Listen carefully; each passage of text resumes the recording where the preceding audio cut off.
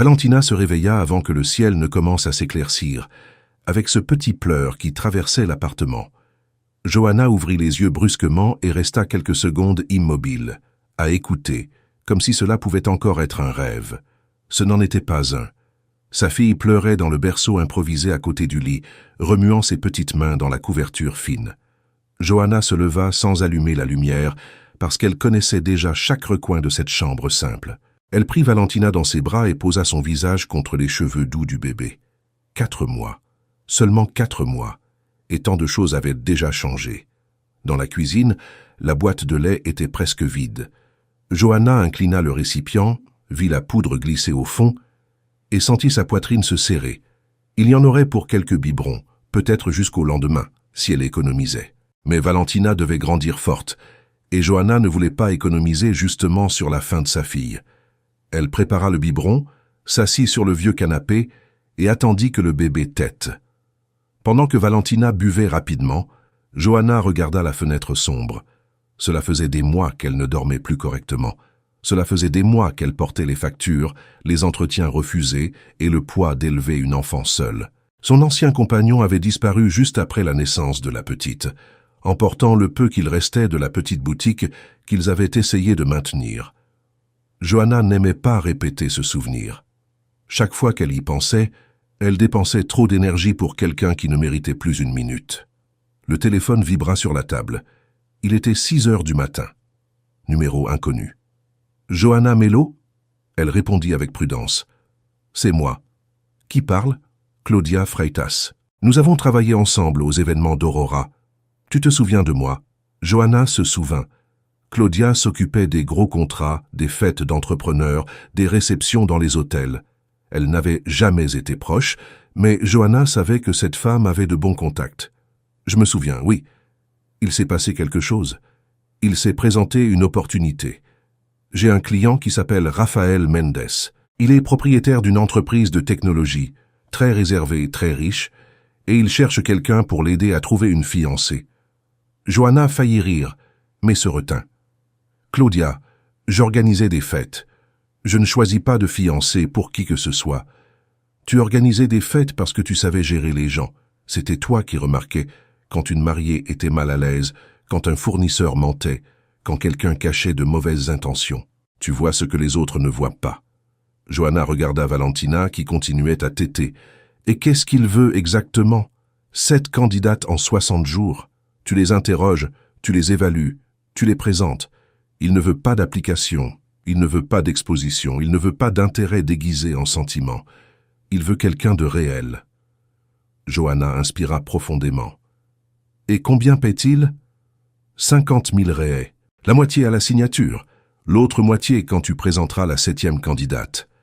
Pendant un instant, l'appartement devint trop silencieux. Johanna regarda la boîte de lait dans la cuisine, le sac de couches presque vide, la facture du loyer accrochée au réfrigérateur avec un aimant cassé. 50 000 raies, ce n'était pas seulement un paiement. C'était une chance de respirer. Je n'ai pas d'expérience là-dedans. Personne ne naît avec de l'expérience, Johanna. Il veut quelqu'un d'honnête, pas une agence pleine de beaux discours. Aujourd'hui, à midi, il peut te rencontrer au restaurant Fasano. Son chauffeur vient te chercher. Aujourd'hui, il doit décider rapidement. Johanna ferma les yeux. Elle avait un entretien dans une boutique à 9 heures, mais le salaire couvrirait à peine la moitié des dépenses. Cette proposition semblait impossible, mais elle semblait aussi être la seule porte ouverte. « Tu peux m'envoyer l'adresse. » Quand elle raccrocha, Valentina dormait déjà dans ses bras. Johanna resta à regarder le téléphone comme si les chiffres sur l'écran pouvaient disparaître. Puis elle se leva et chercha une tenue. Il y avait une ancienne robe noire, utilisée lors d'événements, un peu décolorée mais entière. Elle passa les mains sur le tissu et décida qu'elle ferait l'affaire. À 7h30, elle appela Donna Celia, la voisine du 3e étage. « Donna Celia, vous pouvez garder Valentina aujourd'hui ?» La voix de la femme arriva fatiguée par l'interphone. « Aujourd'hui, ce n'est pas possible, ma fille. J'ai une consultation et je ne reviens que dans l'après-midi. » Johanna la remercia, raccrocha et resta immobile au milieu du salon. Il n'y avait pas de plan B. Les amis s'étaient éloignés. La famille, elle n'en avait presque pas. Elle regarda le bébé dans son berceau. Alors on y va ensemble, mon amour. À 11h20, la voiture noire s'arrêta devant l'immeuble. Le chauffeur ouvrit la porte sans poser de questions. Johanna entra avec Valentina dans les bras, tenant le sac de couche comme un bouclier. Pendant le trajet, elle observa la ville par la fenêtre. Villa Progresso resta derrière, puis vinrent de larges avenues, de hauts immeubles, des vitrines élégantes. Chaque kilomètre semblait emmener Johanna vers un monde où elle n'avait jamais été invitée. Le restaurant était silencieux, beau et cher. Dès qu'elle entra, elle sentit les regards. La robe simple, les sandales basses, le bébé dans les bras, une réceptionniste s'approcha avec une politesse entraînée. « J'ai un déjeuner avec Rafael Mendes. » La femme consulta la liste et la conduisit jusqu'à une table dans un coin. Raphaël était debout quand elle arriva. Grand, costume bleu foncé, expression sérieuse, yeux attentifs. Il ne regarda pas Johanna avec pitié, ni avec une surprise exagérée. Il la regarda comme quelqu'un qui essayait de comprendre. « Johanna Mello ?»« Oui. »« Rafael Mendes. Asseyez-vous, s'il vous plaît. » Elle s'assit, ajustant Valentina dans ses bras. « Désolé d'avoir amené ma fille. Je n'avais personne à qui la laisser. Vous n'avez pas à vous excuser. Comment s'appelle-t-elle ? » Valentina. Joli prénom.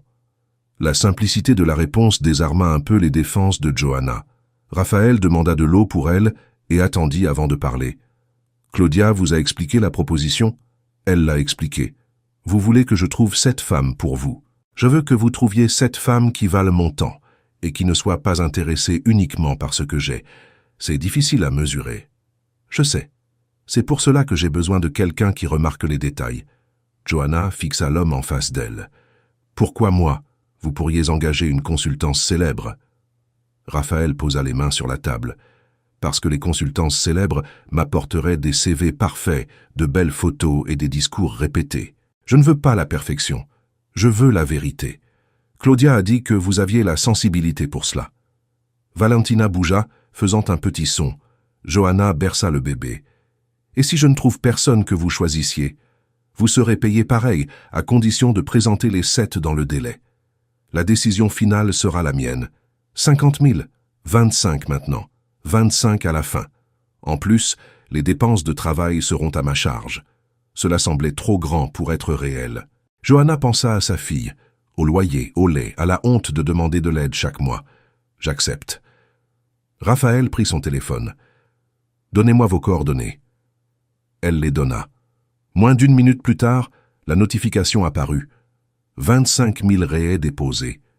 Johanna lut 2 fois sans réussir à parler. Sa gorge se serra, mais elle ne pleura pas. Pas là. « Nous commençons demain, » dit Raphaël. « Je vais prévoir une salle pour les entretiens. Je veux aussi que vous achetiez des vêtements adaptés aux réunions. Envoyez les notes. » Johanna acquiesça. « Je vais faire de mon mieux. Je le crois. » Elle quitta le restaurant avec Valentina réveillée et le sac serré contre son corps. Dehors, le soleil semblait plus fort. Johanna ne savait pas choisir des fiancés, elle ne savait pas circuler parmi les millionnaires, elle ne savait pas feindre l'assurance. Mais elle savait regarder les gens dans les yeux. Peut-être que, pour la première fois, cela suffirait à sauver sa fille et son avenir aussi. Le lendemain matin, Johanna se réveilla avant Valentina.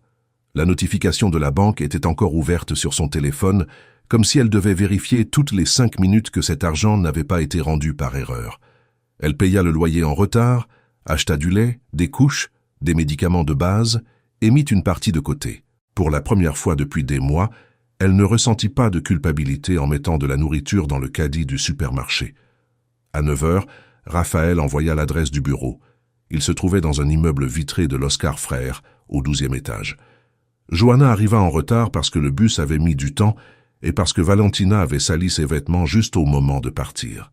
Elle entra dans la salle en essayant de paraître professionnelle, mais avec le bébé dans les bras, il était difficile de feindre quoi que ce soit. Raphaël était près de la fenêtre.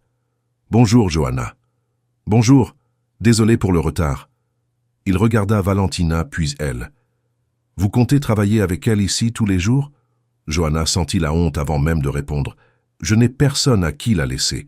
Alors nous allons régler cela. Je vais payer une aide mensuelle pour une nounou et le transport. 2000 réés pendant toute la durée du contrat. » Johanna ouvrit la bouche, mais aucun mot ne sortit. Ce n'est pas une faveur, compléta Raphaël, c'est une condition de travail. Vous devez interroger les personnes tranquillement. Elle acquiesça, avalant son émotion. Merci. La salle était simple, avec une table, 2 chaises, un ordinateur et une petite cafetière. Raphaël expliqua le profil. Il voulait une femme intelligente, indépendante, avec un but, qui ne voit pas le mariage comme un échelon social. Il n'exigeait pas une beauté parfaite, ni un nom de famille important. Il voulait quelqu'un qui ait sa propre vie et qui sache malgré tout partager un chemin. Johanna nota tout dans un cahier. Et comment je trouve ces femmes? De la manière que vous jugerez la meilleure. Annonces discrètes, recommandations, réseaux sociaux. Ne révélez simplement pas mon nom. Quand il partit, Johanna créa une page appelée « Connexion véritable ». Elle écrivit une annonce directe. Entrepreneur réservé, 35 ans, cherche relation sérieuse avec une femme mûre, indépendante et intéressée par la construction d'une vraie vie. En quelques minutes, après que Raphaël eut demandé de l'aide au marketing de son entreprise, le compte reçut des centaines de visites. Les messages commencèrent. Certaines demandaient tout de suite si l'homme était célèbre. D'autres voulaient une photo. D'autres demandaient son patrimoine. Johanna les élimina sans culpabilité. Elle prépara un formulaire avec des questions sur la carrière, la famille, les valeurs, la routine et les projets. Elle ne voulait pas de belles réponses. Elle voulait des fissures, de l'humanité, de la vérité. Le lundi suivant, avec une nounou appelée Dalva qui s'occupait de Valentina, Johanna fit le premier entretien. Béatrice Carvalho était avocate, élégante, sûre d'elle et impeccable. Elle entra dans le bureau comme si elle arrivait à une audience importante. Elle parla de patrimoine, d'objectifs et de mariage avec précision. Sur le papier, elle était parfaite. En personne, elle semblait trop distante. « Vous cherchez l'amour ou un partenariat stratégique ?» demanda Johanna, après avoir écouté des réponses répétées pendant 20 minutes. Béatrice sourit. Les deux. L'amour sans stratégie finit par devenir un problème. Johanna nota, mais son instinct avait déjà décidé. Raphaël n'avait pas besoin de quelqu'un qui calculait des avantages. Il avait besoin de quelqu'un qui respirait vraiment. La deuxième candidate fut Amanda Rocha, pédiatre dans un hôpital public. Elle arriva fatiguée, les cheveux attachés, de légers cernes et un sourire sincère. Elle demanda un café avant toute chose. « Garde ?» demanda Johanna. 24 heures. Les enfants ne choisissent pas l'heure pour tomber malade. Amanda parlait de son travail avec passion, même lorsqu'elle décrivait des journées difficiles, des files d'attente immenses et le manque de ressources. Elle raconta qu'elle avait étudié grâce à une bourse, que sa mère faisait des ménages, qu'elle avait peur de devenir trop dure à force de voir tant d'injustices. Quand Johanna lui demanda ce qu'elle attendait d'un partenaire, Amanda ne réfléchit pas beaucoup. Quelqu'un qui reste, pas quelqu'un qui règle tout. Juste quelqu'un qui reste quand la vie devient difficile. Johanna sentit cette phrase comme si elle était aussi la sienne. À la fin de l'entretien, elle nota Amanda comme forte candidate. Quand elle en parla à Raphaël, il demanda immédiatement son contact. Sa confiance effraya Johanna. « Vous ne voulez même pas attendre les autres. Si vous avez vu quelque chose en elle, je veux la rencontrer. » Les jours suivants, Johanna interrogea Camilla, publicitaire trop amusante pour prendre quoi que ce soit au sérieux. Fernanda, ingénieure brillante qui semblait parler avec des feuilles de calcul. Juliana, professeure douce, mais peu sûre d'elle. Tatiana, architecte qui n'acceptait d'adapter aucun morceau de sa propre vie. Et Renata, entrepreneuse de cosmétiques naturels, ferme, intelligente, battante. Parmi les 7, Johanna en sélectionna 3, Amanda, Fernanda et Renata. L'un n'était pas parfaite, mais elles avèrent de la vérité. Raphaël fixa un dîner avec chacune et demanda à Johanna de venir aussi, en observant la conversation comme partie du processus. Le premier dîner fut avec Amanda. Johanna acheta une robe noire simple et laissa Valentina avec Dalva. Raphaël passa la chercher en voiture. Quand elle entra, il la regarda une seconde de plus. « Vous êtes différente. Ce n'est qu'une tenue de travail. Cela ne ressemble pas seulement à ça. » Johanna tourna le visage vers la fenêtre, sans savoir quoi répondre. Amanda arriva au restaurant en bleu marine et avec peu de maquillage. Elle salua Raphaël avec naturel et Johanna avec affection. Au début, Johanna se sentit comme une intruse, mais elle comprit vite que sa présence disparaissait quand les deux commençaient à parler. Raphaël parlait de systèmes hospitaliers. Amanda expliquait comment une mauvaise technologie retardait les soins. Ils se comprenaient. Il y avait du respect, de l'intérêt, une harmonie calme. Amanda raconta qu'elle avait choisi la pédiatrie parce que les enfants étaient honnêtes dans la souffrance comme dans la joie. Raphaël raconta qu'il avait créé son entreprise après avoir vu sa mère perdre des heures dans des files d'attente d'hôpital à cause du manque d'organisation.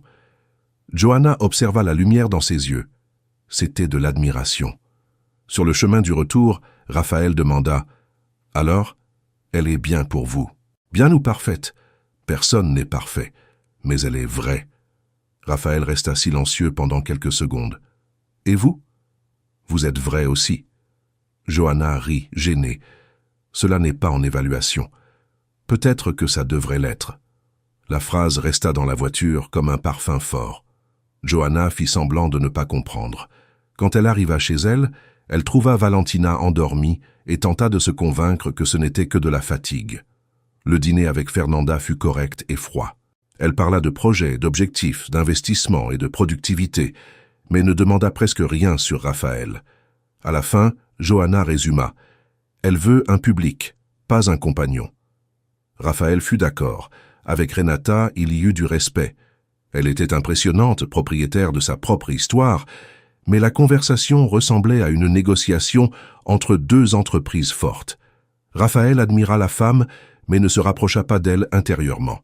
Johanna le remarqua avant qu'il l'admette. « Renata est incroyable, mais ce n'est pas votre personne. » Raphaël conduisait en silence. « Vous parlez toujours comme si vous saviez. »« Je ne sais pas. »« Je sens. Et vous avez souvent raison. » Johanna regarda la rue éclairée. « Parfois, je préférerais ne pas avoir raison. » Il remarqua le changement mais n'insista pas. Elle remercia pour le trajet et monta rapidement. Dans l'appartement, elle retira ses talons, prit Valentina dans ses bras et ressentit une tristesse inattendue. Elle avait trouvé Amanda, peut-être la femme idéale pour Raphaël. C'était ce qui devait arriver. C'était pour cela qu'elle avait été engagée. Et pourtant, cela faisait mal. La semaine suivante, Raphaël demanda 4 candidates de plus pour compléter l'accord. Johanna fit de nouvelles annonces, de nouveaux entretiens, de nouveaux filtres. Elle trouva Priscilla, dentiste tranquille, Carolina, journaliste curieuse, Larissa, professeure d'anglais patiente, et Déborah, nutritionniste joyeuse. Elle envoya les contacts, mais Raphaël mit du temps à répondre. « Je suis en train de mieux connaître Amanda », écrivit-il. Johanna lut le message 3 fois, puis elle verrouilla l'écran et fit semblant de ne pas s'en soucier. Mais la vérité grandissait en silence à l'intérieur d'elle, occupant l'espace où auparavant il n'y avait aussi que de la peur. Cette nuit-là, Raphaël apparut sans prévenir. Johanna ouvrit la porte, surprise, Valentina dans les bras. Il n'apportait ni fleurs ni grandes promesses, seulement la vérité. Il dit qu'Amanda était admirable mais que ses pensées revenaient toujours vers Johanna, vers son courage, sa franchise, sa manière de voir les gens. Johanna pleura, craignant d'y croire. Raphaël demanda seulement une chance, doucement, en respectant Valentina et sa vie simple. Elle accepta. Quelques jours plus tard, elle reçut le reste convenu. Mais le plus grand cadeau fut de découvrir qu'en cherchant 7 femmes pour lui, Johanna avait aussi trouvé sa propre valeur et un nouveau commencement. Et elle crut enfin qu'elle méritait aussi d'être choisie.